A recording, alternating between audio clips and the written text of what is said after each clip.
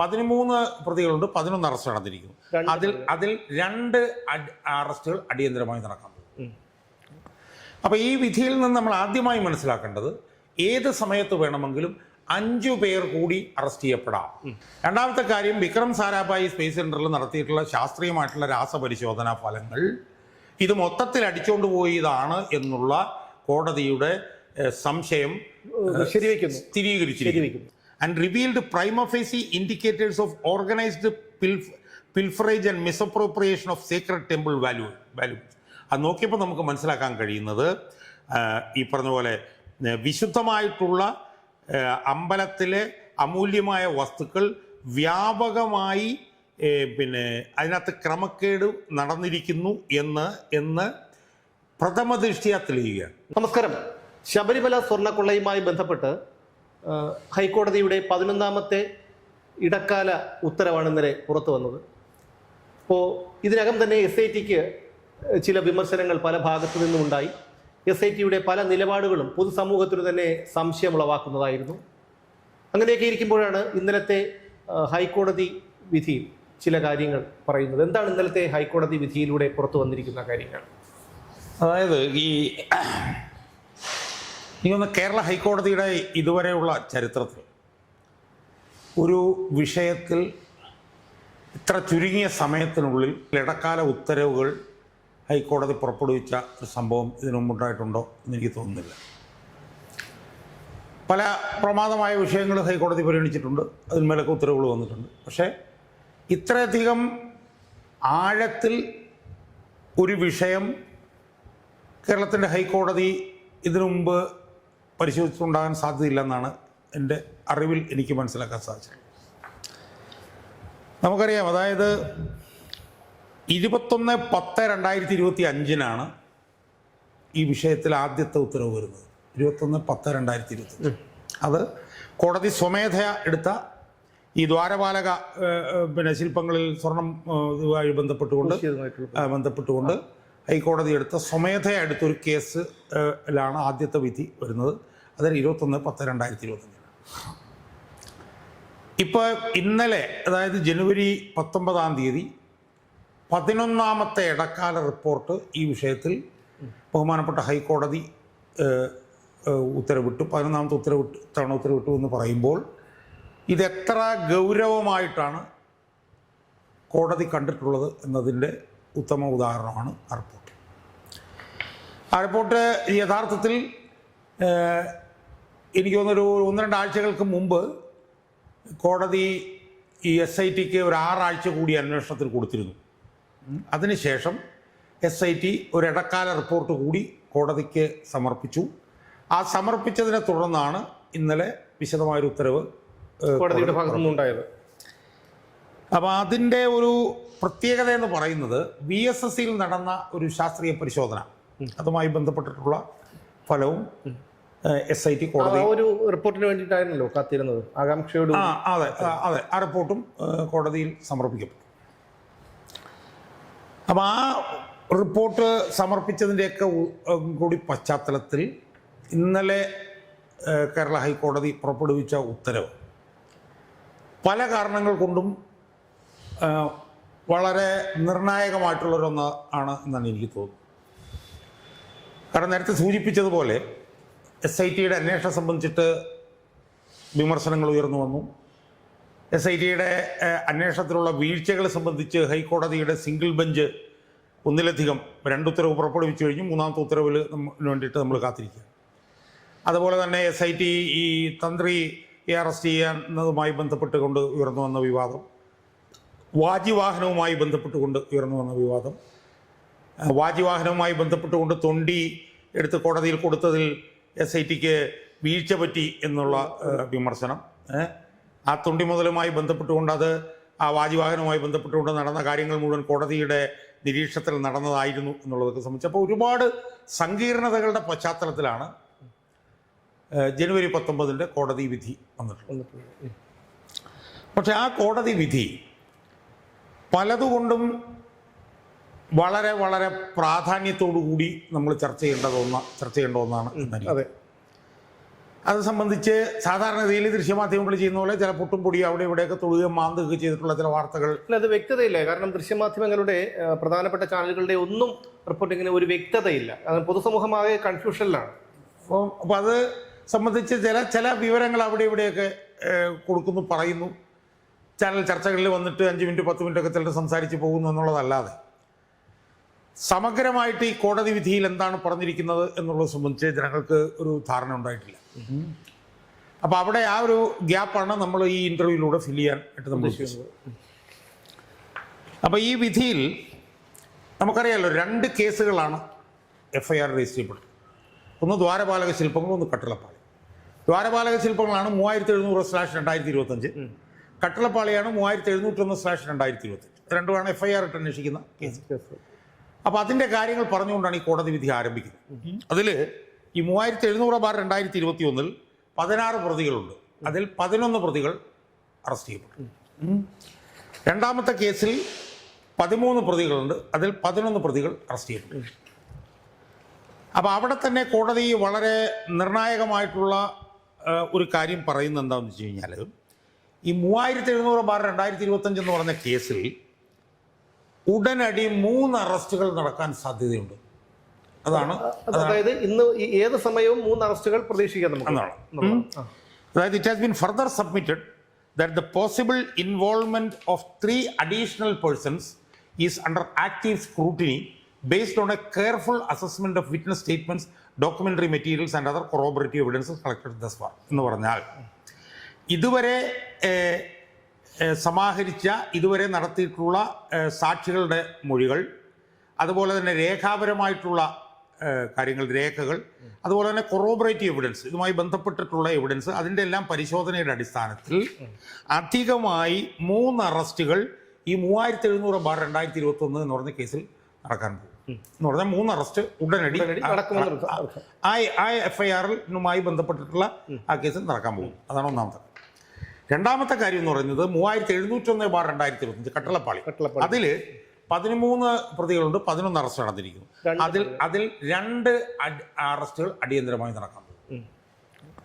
അപ്പോൾ ഈ വിധിയിൽ നിന്ന് നമ്മൾ ആദ്യമായി മനസ്സിലാക്കേണ്ടത്, ഏത് സമയത്ത് വേണമെങ്കിലും 5 പേർ കൂടി അറസ്റ്റ് ചെയ്യപ്പെടാം. ആരായിരിക്കാം ആ 5 പേർ എന്നുള്ളത്? അല്ല, ഞാൻ പറഞ്ഞാൽ നമ്മളത് അതിലേക്ക് വരാം. നമുക്കിതൊന്നും മൊത്തം നോക്കിയിട്ട് നമുക്ക് അതിലേക്ക് പോകാം. രണ്ടാമത് കോടതി പറയുന്നത്, ഈ വിക്രം സാരാഭായ് സ്പേസ് സെന്ററിൽ നടത്തിയ പരിശോധനയുമായി ബന്ധപ്പെട്ടിട്ടുള്ളത്. അപ്പോൾ അതിൽ കോടതി പറയുന്നത്, ഈ രാസപരിശോധനയുമായി ബന്ധപ്പെട്ടുകൊണ്ട് ഞങ്ങൾക്കുണ്ടായിരുന്ന സംശയങ്ങൾ ഏതാണ്ട് ശരിയാണ് എന്ന് വന്നു. സാധൂകരിക്കത്തക്ക രീതിയിലുള്ള, അതായത് on examining the summary of the chemical analysis we find that the apprehensions earlier expressed by this court stand prima facie reinforced. അതായത് നേരത്തെ ഞങ്ങൾ ഉയർത്തിയ സംശയങ്ങൾ പ്രഥമ ദൃഷ്ട്യ അത് ശരിയാണ് എന്ന് വരുന്നു എന്ന് പറഞ്ഞിട്ട് അതിൻ്റെ വിശദാംശങ്ങൾ. അതായത് ഇപ്പം നമുക്കറിയാമല്ലോ, ഇപ്പം നേരത്തെ ഒരു ഇടക്കാല റിപ്പോർട്ടിലാണ് ഇത് പരിശോധിക്കേണ്ടതിൻ്റെ ആവശ്യകതയെക്കുറിച്ചിട്ട് കോടതി പറഞ്ഞത്. എന്തുകൊണ്ട് ഇത് പരിശോധിക്കണം, ഈ രാസപരിശോധന നടത്തുന്നത്? അടിസ്ഥാനപരമായി ഇത് സ്വർണം പൂശിയതാണോ അതോ ഇത് മൊത്തത്തിൽ അടിച്ചു മാറ്റിയിട്ട് പുതിയ അവിടെ കൊണ്ടുവന്ന് വെച്ചതാണോ എന്ന് കണ്ടുപിടിക്കാൻ വേണ്ടിയിട്ടാണ് രാസപരിശോധനയ്ക്ക് വേണ്ടിയിട്ട് കോടതി. അതിന്മേൽ ഇപ്പോൾ കിട്ടിയിരിക്കുന്ന വിവരങ്ങൾ അനുസരിച്ചുകൊണ്ട് ഇത് പൂശിയതല്ല എന്നും ഒന്ന് മാറ്റി വേറൊന്ന് വെച്ചതാണെന്നുമുള്ള കോടതിയുടെ സംശയം ബലപ്പെട്ടിരിക്കുകയാണ് ഈ അന്വേഷണത്തിലൂടെ എന്നുള്ളതാണ് ആ ഭാഗത്ത് പറയുന്നത്.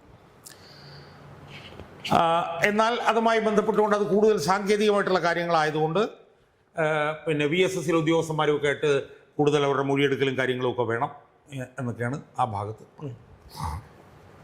മൂന്നാമതായി പറയുന്നൊരു പ്രധാനപ്പെട്ട കാരണം എന്ന് പറഞ്ഞാൽ 202 സാക്ഷികളെ മൊഴിയെടുത്തു എന്നുള്ളത്. 202 സാക്ഷികളുടെ, നേരത്തെ നമ്മൾ പറഞ്ഞത് 181 ആയിരുന്നു. 202 പേരുടെ സാക്ഷികൾ. അപ്പോൾ അതിനുശേഷമായിരിക്കും ആ റിപ്പോർട്ട് പുറത്ത് വന്നതിന് ശേഷമാണ് ബാക്കിയുള്ളവരുടെ. അതുപോലെ അവിടെ പറയുന്നൊരു പ്രധാനപ്പെട്ട കാര്യം, ഈ ചില പ്രതികളുടെ ബാങ്ക് അക്കൗണ്ടുകൾ ഫ്രീസ് ചെയ്തിരിക്കുന്നു. അതുപോലെ തന്നെ മറ്റ് ചില പ്രതികളുടെ വസ്തുവകകൾ കണ്ടുപിടിച്ചിട്ടുണ്ട് ഇതുമായി ബന്ധപ്പെട്ടുകൊണ്ടുള്ള വസ്തുവകൾ കണ്ടുപിടിച്ചിട്ടുണ്ട്. അത് പിന്നെ കൂടുതൽ കണ്ടെത്താനുള്ള ശ്രമങ്ങൾ. അപ്പം ഒന്നെന്ന് പറയുന്നത് 202 സാക്ഷികളെ പിന്നെ ചെയ്തു. 2 ബാങ്ക് അക്കൗണ്ട്സ് ഫ്രീസ് ചെയ്തു. 3 ആ പിന്നെ കള്ളപ്പണത്തിൽ നിന്ന് അവർ സമ്പാദിച്ച വസ്തുവകകൾ കണ്ടുപിടിക്കാനുള്ള ശ്രമം നടക്കുന്നു. അടുത്തതായിട്ട് പറയുന്നത് ഈ കൊടിമരവുമായി ബന്ധപ്പെട്ടുകൊണ്ട് നടന്ന സംഭവങ്ങളുണ്ട്. ആ കൊടിമരവുമായി ബന്ധപ്പെട്ടിട്ട് നടന്ന സംഭവങ്ങൾ അത് ക്ലോസർ ആയിട്ട് അതിൻ്റെ കണക്റ്റഡ് ഫയൽസ്, അതിൻ്റെ പിന്നെ ഭരണപരമായിട്ടുള്ള റെക്കോർഡുകൾ, ആ കാര്യങ്ങൾ പരിശോധിക്കും. അതാണ് അടുത്തതായിട്ട് വരും. എന്നാൽ ഏറ്റവും പ്രധാനമായി പറയുന്ന ഒരു കാര്യമായിട്ട് നമുക്ക് നോക്കാവുന്ന ഒന്നെന്ന് പറയുന്നത് the materials placed before this court disclose suspicious and disturbing circumstances surrounding the transactions under scrutiny, warranting a deeper, more comprehensive and exhaustive investigation in the light of the scientific findings and other consequential revelations that have emerged. അതായത് നമ്മുടെ മുമ്പിൽ വന്നിരിക്കുന്ന വിശദാംശങ്ങൾ നമ്മൾ പരിശോധിക്കുമ്പോൾ കൂടുതൽ ആഴത്തിലുള്ള അന്വേഷണം ആവശ്യമാണ് എന്ന് വരുന്നു. എന്നാൽ സംശയാസ്പദമായിട്ടുള്ള സാഹചര്യങ്ങൾ, നമ്മൾ പരിശോധിച്ചിട്ടുള്ള ഇടപാടുകളിലെ സംശയാസ്പദമായ സാഹചര്യങ്ങൾ, ഇറ്റ് വാറൻസ് എ ഡീപ്പർ, ആഴത്തിലും more comprehensive and exhaustive investigation എന്ന് പറഞ്ഞാൽ വളരെ ആഴത്തിലും സമഗ്രവുമായിട്ടുള്ള അന്വേഷണം ആവശ്യമാണ് എന്ന് ബോധ്യപ്പെടും. What initially appeared to be routine administrative actions undertaken in purported good faith and in ostensible interest of the deity, അതായത് പിന്നെ ഭഗവാന്റെ വിഗ്രഹത്തിൻ്റെ താല്പര്യങ്ങൾ സംരക്ഷിക്കുന്നതിന് വേണ്ടി സതുദ്ദേശത്തോടുകൂടി നടപ്പിലാക്കിയ ഭരണപരമായിട്ട് നടപ്പിലാക്കിയത് എന്ന് തോന്നാവുന്ന പല തീരുമാനങ്ങളും ഒറ്റ നോട്ടത്തിൽ അത് സതുദ്ദേശപരമാണെന്ന് തോന്നുന്നതും, അപ്പോൾ ക്ലോസർ സ്ക്രൂട്ടിനി അത് കൂടുതൽ അടുത്ത് നമ്മൾ പരിശോധിച്ചപ്പോൾ opened a Pandora's box and revealed prima facie indicators of organised pilferage and misappropriation of sacred temple valuables allegedly facilitated with the active connivance and encouragement of individuals who were entrusted with the solemn duty of safeguarding the assets and valuables of the deity. അതായത് ഭഗവാന്റെ പിന്നെ താല്പര്യങ്ങൾ സംരക്ഷിക്കാൻ എന്നുള്ള തോന്നലിൽ സതുദ്ദേശത്തോടു കൂടി നടത്തിയിട്ടുള്ള ഭരണപരമായിട്ടുള്ള നടപടികൾ ആഴത്തിൽ പരിശോധിച്ചപ്പോൾ it opened a Pandora's box എന്ന് പറഞ്ഞു കഴിഞ്ഞാൽ ഒരു വലിയ ഈ പണ്ടോറാസ് ബോക്സ് എന്ന് പറഞ്ഞാൽ ക്യാൻ ഓഫ് വേംസ് എന്നാണ്. ക്യാൻ ഓഫ് വേംസ് എന്ന് പറഞ്ഞാൽ ഒരു പെട്ടി നിറയെ എന്താണ് പുഴുക്കൾ എന്നുള്ളതാണ് ഈ പണ്ടോറാസ് ബോക്സ് എന്ന് പറയുന്നത്. മനസ്സിലായി? അപ്പോൾ തുറന്നപ്പോഴത്തേക്കും അതൊരു പണ്ടോറാസ് ബോക്സ് ആണ് തുറന്നു കണ്ടു. And revealed prima facie indicators of organised pilferage and misappropriation of sacred temple values. അത് നോക്കിയപ്പോൾ നമുക്ക് മനസ്സിലാക്കാൻ കഴിയുന്നത് ഈ പറഞ്ഞ പോലെ വിശുദ്ധമായിട്ടുള്ള അമ്പലത്തിലെ അമൂല്യമായ വസ്തുക്കൾ വ്യാപകമായി പിന്നെ അതിനകത്ത് ക്രമക്കേട് നടന്നിരിക്കുന്നു എന്ന് പ്രഥമ ദൃഷ്ടിയാ തെളിയുകയാണ്.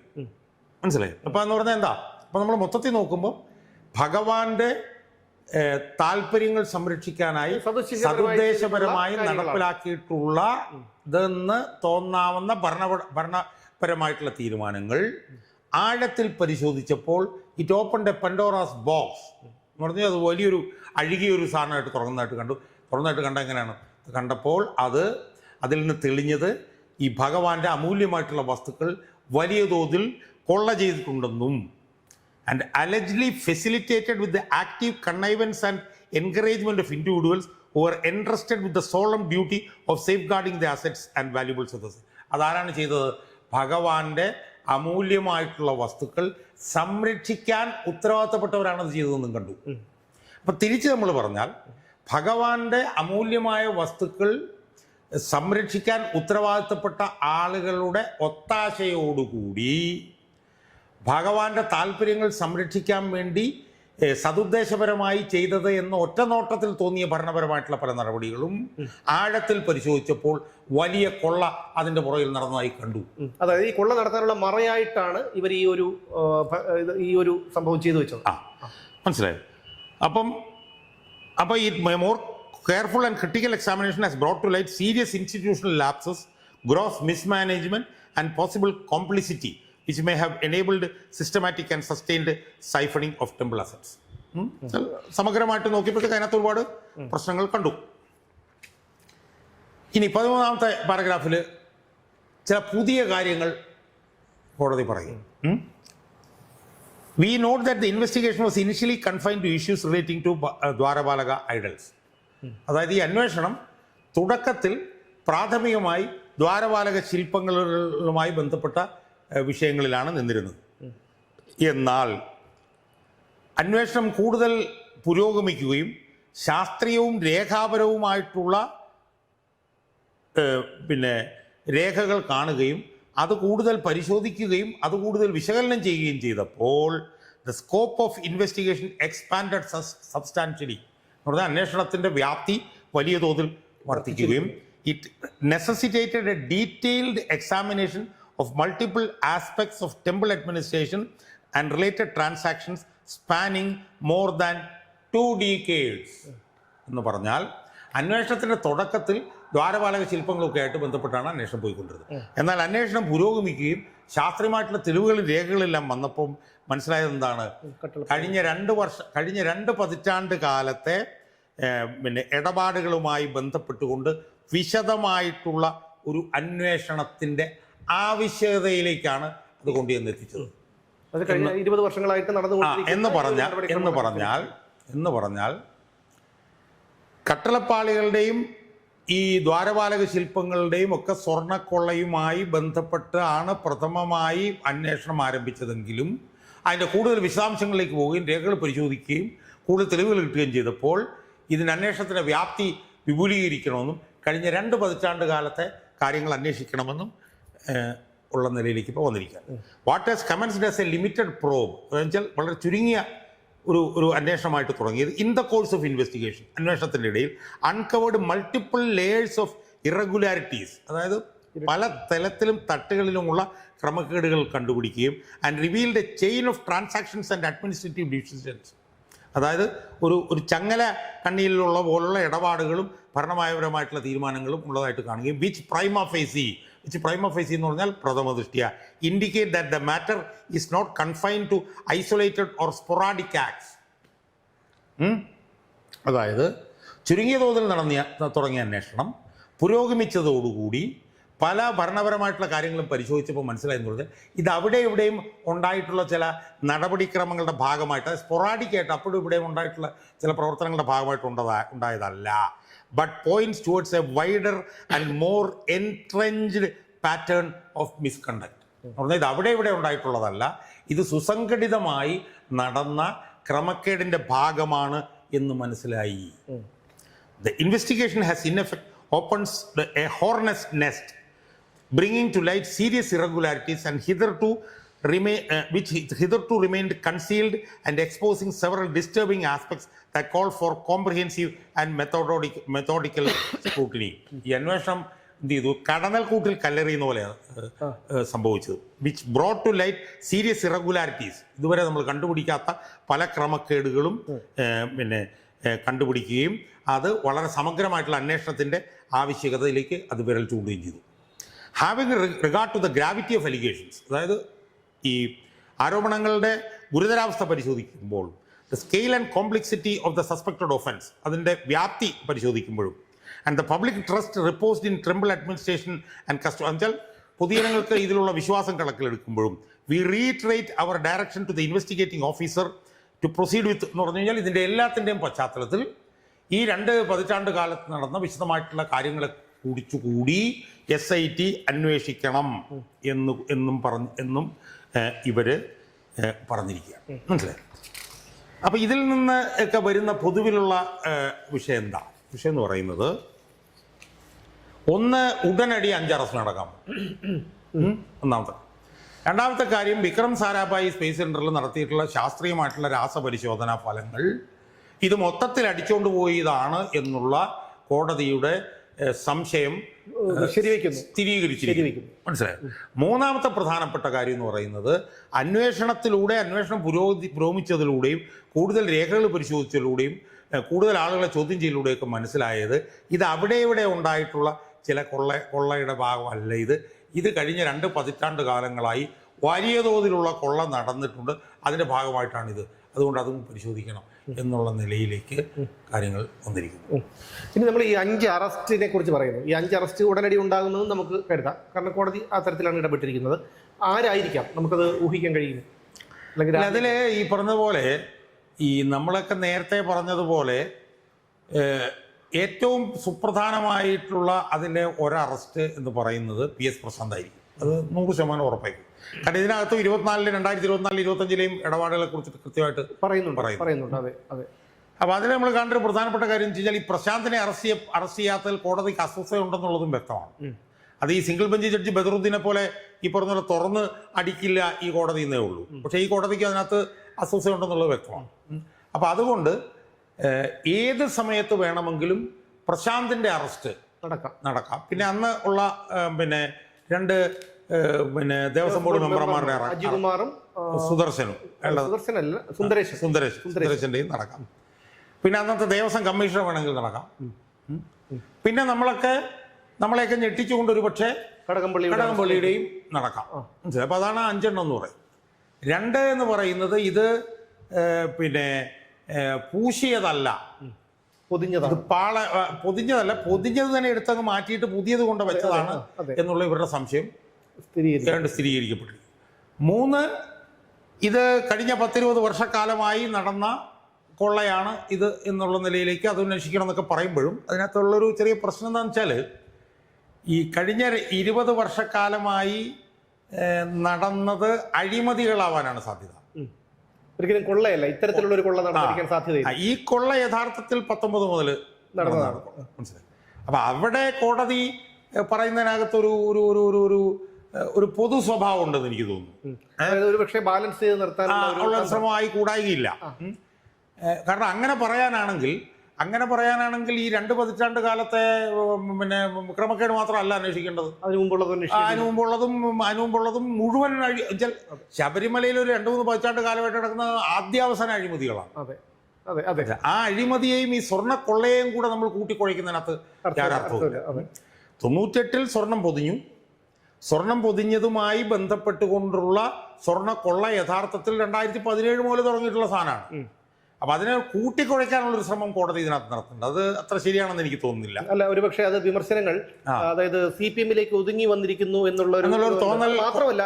നമ്മൾ പറഞ്ഞതുപോലെ CPM അതിന് എന്ത് വില കൊടുത്തും ഇതിനൊന്ന് രക്ഷിക്കാനോ അല്ലെങ്കിൽ UDF-നെ കൂടി പങ്കാളിത്തം ഉണ്ടാക്കാനുള്ള ശ്രമം നടത്തും. അപ്പൊ അതിനകത്ത് കോടതി സ്വല്പം വീണ് പോയിട്ടുണ്ട് എന്ന് എനിക്ക് തോന്നുന്നു. പക്ഷെ കോടതി വീണ് പോയിട്ടുണ്ടെന്ന് പറഞ്ഞാലും അതിനകത്ത് കോടതിക്കും വലിയ മുന്നോട്ട് പോക്കൊന്നും ഉണ്ടാക്കാൻ കഴിയുമെന്ന് എനിക്ക് തോന്നുന്നില്ല. കാരണം എന്താ വെച്ചാൽ, ഈ സ്വർണം പൊതിഞ്ഞുമായി ബന്ധപ്പെട്ടിട്ടുള്ള കൊള്ള നടന്നിരിക്കുന്ന മുഴുവൻ 2017 മുതൽ 2020 ആ സമയത്തുള്ളത് മുഴുവൻ പിണറായിയുടെ ഭരണകാലമാണ്. അതിനു മുമ്പ് നടന്നിട്ടുണ്ടാവാം, പക്ഷെ അതിനു മുമ്പ് നടന്നിട്ടുള്ളത് സ്വർണ്ണക്കൊള്ളയല്ല, അഴിമതികൾ മാത്രമാണ്. അപ്പൊ കോടതി യഥാർത്ഥത്തിൽ ഈ അവരുടെ മേൽ വന്നിട്ടുള്ള സമ്മർദ്ദം ഒന്ന് വഴിതിരിച്ചു വിടാൻ വേണ്ടിയിട്ട് ഇപ്പൊ വാജിവാഹനത്തെ കുറിച്ച് അവർ പറഞ്ഞിരിക്കുന്നതും അത് തന്നെയാണ്. വാജിവാഹനം സംബന്ധിച്ചിട്ടുള്ള ഫയലുകൾ പരിശോധിക്കണം എന്നൊക്കെ പറഞ്ഞ് ബഹുമാനപ്പെട്ട കോടതി പറയുന്നതിനകത്തും വലിയ യുക്തിയുണ്ടെന്ന് എനിക്ക് തോന്നുന്നില്ല.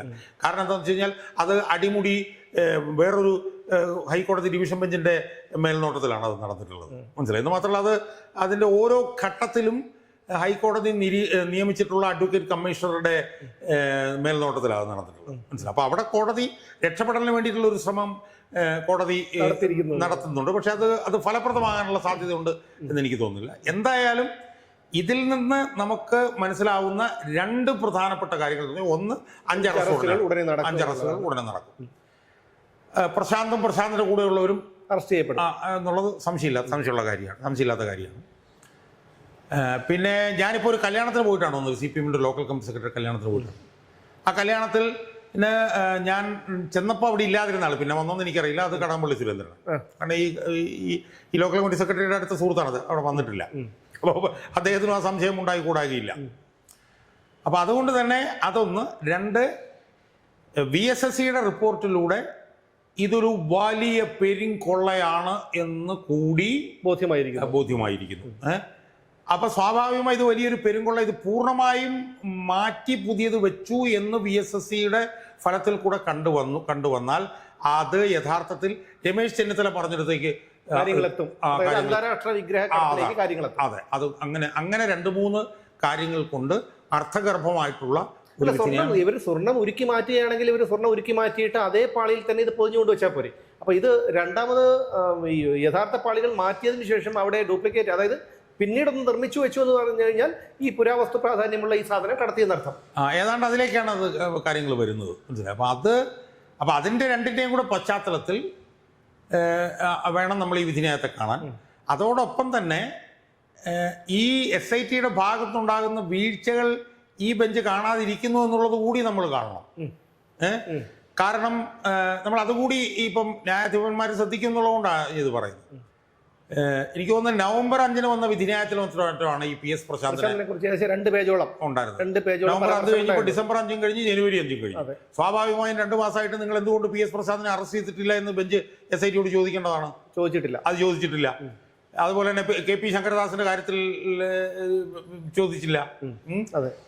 വാജിവാഹനത്തിന്റെ കാര്യത്തിലും വേറൊരു ഡിവിഷൻ ബെഞ്ച് എടുത്ത നടപടിയെ ചോദ്യം ചെയ്യുന്നത് പോലെയുള്ള ചില പരാമർശങ്ങളാണ് ഇതിനകത്തുള്ളത്. അപ്പം ഇതിനകത്ത് ഈ ബെഞ്ചിന്റെ ഒരു പ്രശ്നം എന്താണെന്ന് ചോദിച്ചു കഴിഞ്ഞാൽ, ഈ ബെഞ്ച് നിയമിച്ചവരാണ് ഈ SIT.